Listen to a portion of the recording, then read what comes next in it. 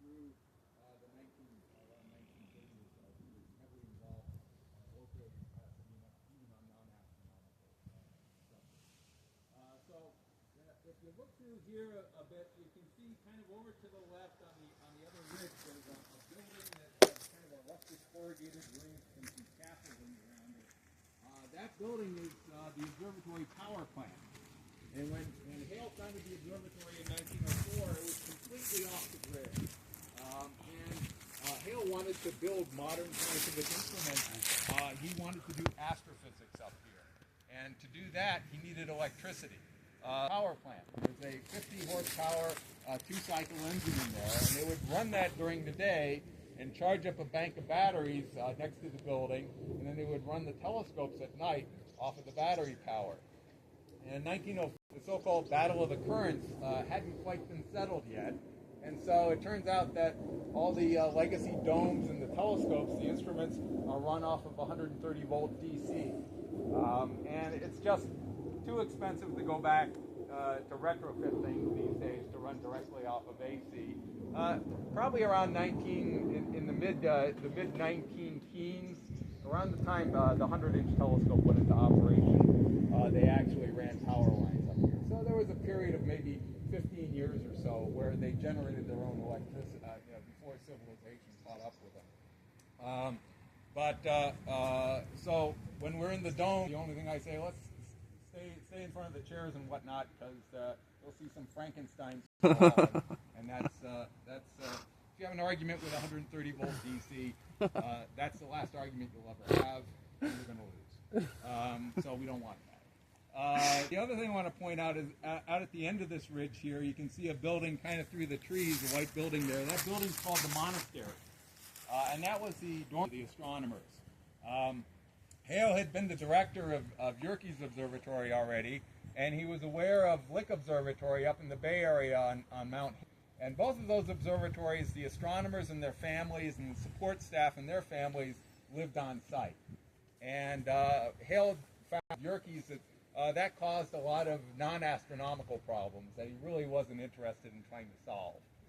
So he had the idea here that the astronomers and their families would normally live down in Pasadena, down in the valley, when the astronomer didn't have observing time on the telescopes.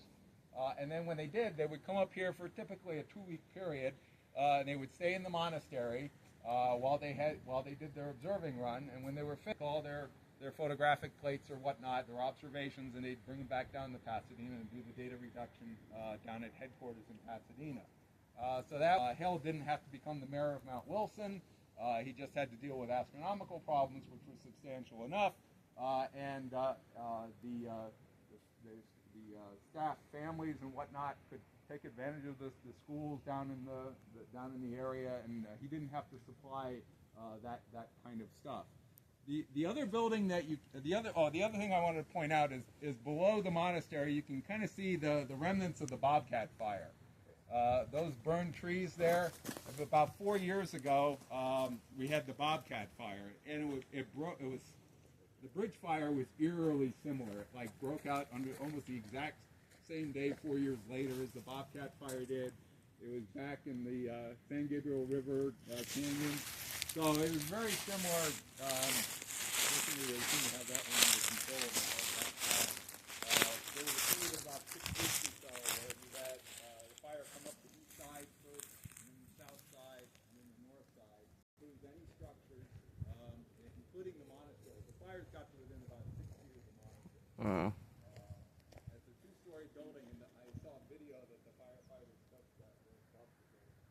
So I really don't know how they did it. We're grateful they did.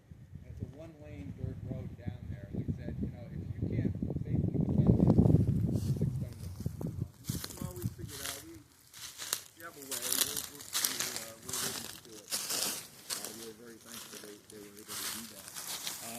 We had about 300 firefighters camped out for 6 weeks in the lower parking lot.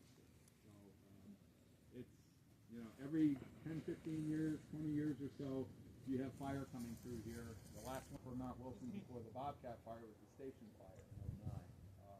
And in the museum, you can see a picture of fire in the backcountry in 1924. So it's something that's just a constant up here. We have infrastructure up here that firefighters can use when they get here, and they were relieved to find that we had actually had some success. Yeah, sounds good. The other building that you can't really see from here is to the left of the power plant is a building that contained originally a physics laboratory. Now Hale wanted to bring the study of physics and apply it to the study of the sun and the nighttime sky, and he wanted to do that by bringing some of the technology that had been developed in the 1800s to bear on the astronomical problem. Those technologies included photography and spectroscopy. And photography, we're familiar with. Spectroscopy is taking light and running it through a prism or other dispersing device and spreading it out into a rainbow. And if you configure your instrumentation correctly, what you'll see when you look in the rainbow is you'll see bright and dark lines. And these lines are called spectral lines. And they're kind of like light fingerprints for the elements and for the different compounds that exist. And this was all really discovered in the 1800s, originally by Fraunhofer, but Bunsen and Kirchhoff did a lot of work in the mid-1800s, really kind of analyzing all the different elements they could get their hands on, and heating them up so that they would incandesce, and looking at the light that they gave off, and we found that each element gave off a different set of spectral lines. And in fact, the spectral lines changed subtly depending on temperature of the object, the pressure it was under, whether it was